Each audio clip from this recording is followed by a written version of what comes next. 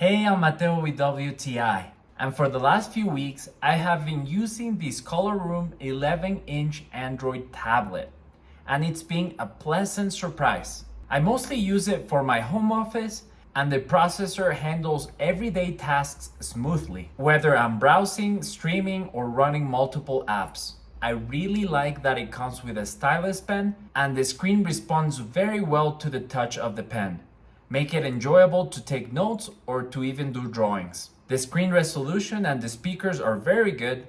The images and videos look clear and crisp. Colors are vivid, making it very enjoyable to watch movies or videos. Now I want you to hear.